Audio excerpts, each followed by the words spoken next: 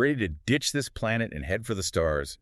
How about an elevator ride straight to space? An elevator to space. Yeah. It sounds like something straight out of science fiction. Yeah. Like in Heinlein's Friday. But the idea's been around for ages. Oh, yeah. Way older than you think. Like when? Think back to 1895. This Russian scientist, Tsiolkovsky, he actually envisioned this sky ladder reaching into space. Wow, 1895. That's what, like the early days of the Eiffel Tower? Exactly.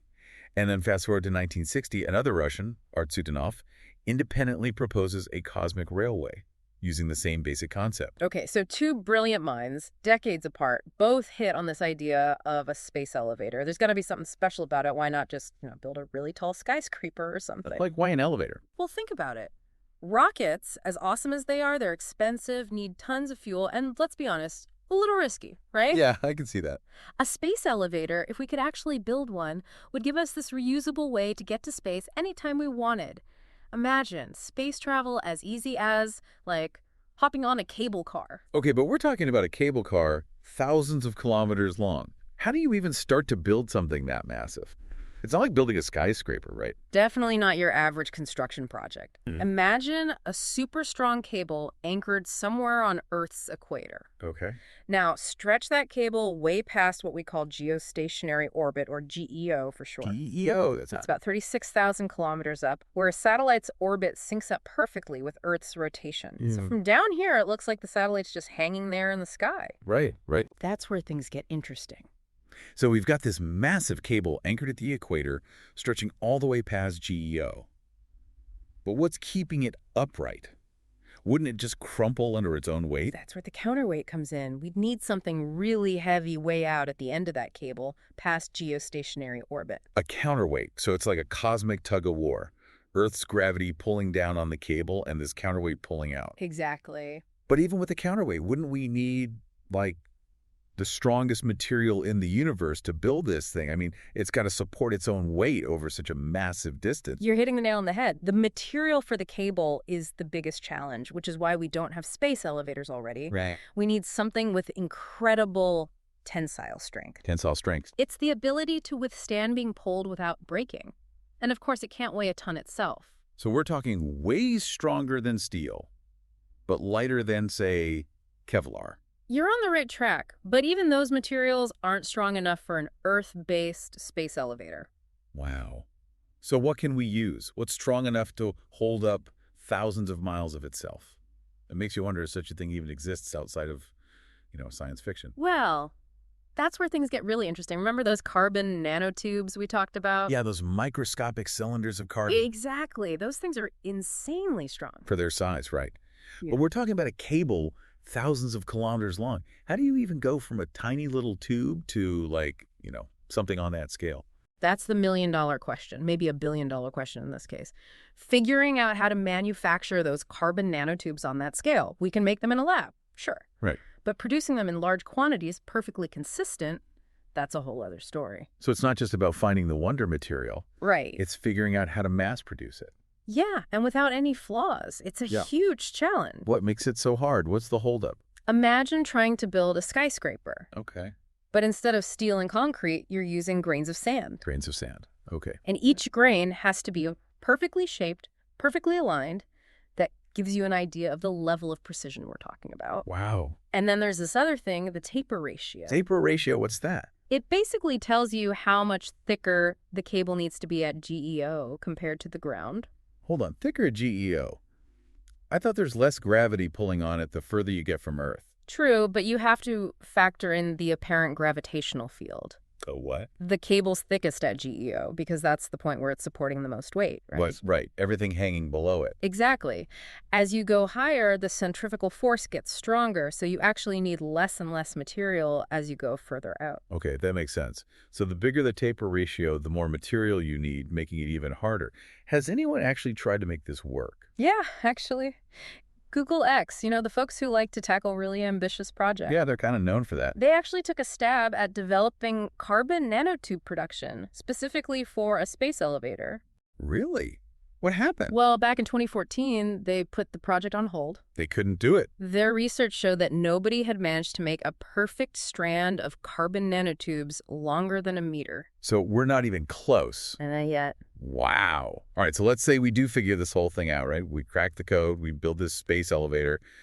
What's it like to ride this thing? Is it like, Willy Wonka's glass elevator?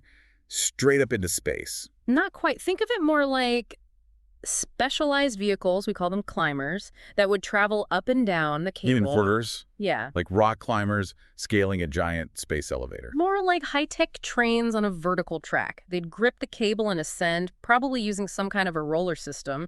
And get this, it wouldn't be an instant teleport, but it would be way faster than a rocket. How long are we talking? Like the weekend getaway to orbit or a long-haul flight? Think of it as a leisurely cruise, maybe 5 days to get to geostationary orbit. 5 days? Yeah, 5 days at a reasonable cruising speed. 5 days to GEO. That's actually pretty impressive compared to a rocket launch.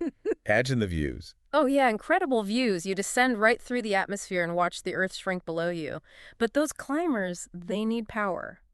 And powering something over that kind of distance, that's a whole other challenge. Yeah. You can't exactly plug it into a really, really long extension cord.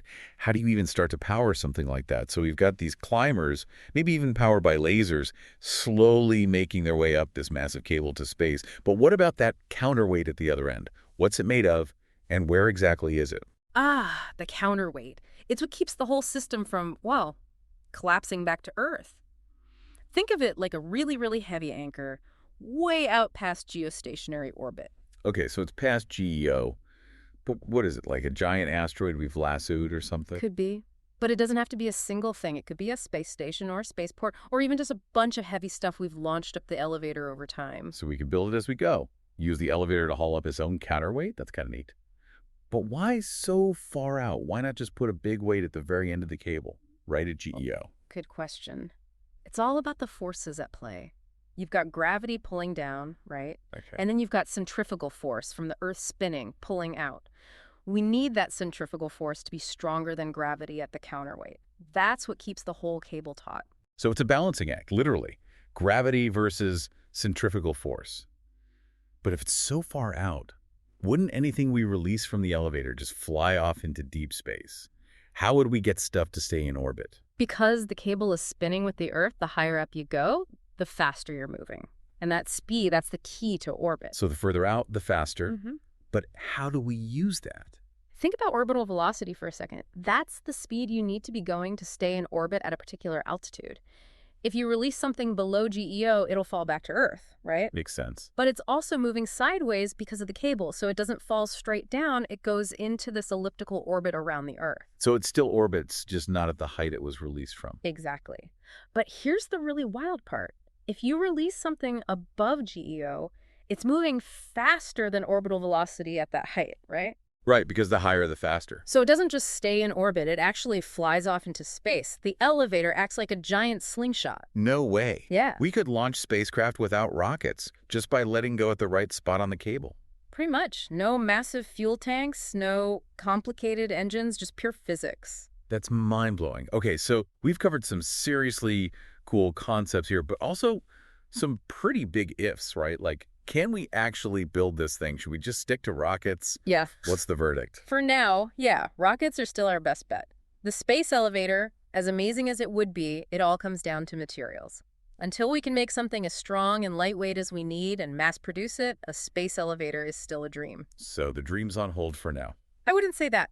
Think about it. Just a few decades ago, self-driving cars, reusable rockets, those were sci-fi concepts too. That's true. And the space elevator, it's such a powerful idea. There are brilliant people working on it, organizations like the International Space Elevator Consortium. They're pushing the boundaries of what's possible. Who knows what amazing breakthroughs are just around the corner, right? That's a great point. So while we're waiting for those breakthroughs, I guess we can keep dreaming, keep exploring these mind-blowing ideas. That's what this deep dive is all about, right? Absolutely. And on that note, we always leave our listeners with something to ponder. So here it is. Yeah. If we can build a space elevator, where do you think the best place for the base station would be? What factors would we have to consider? It's a question with no easy answers, but it highlights the challenges and possibilities of this incredible idea. Let us know what you think. Till next time, keep looking up.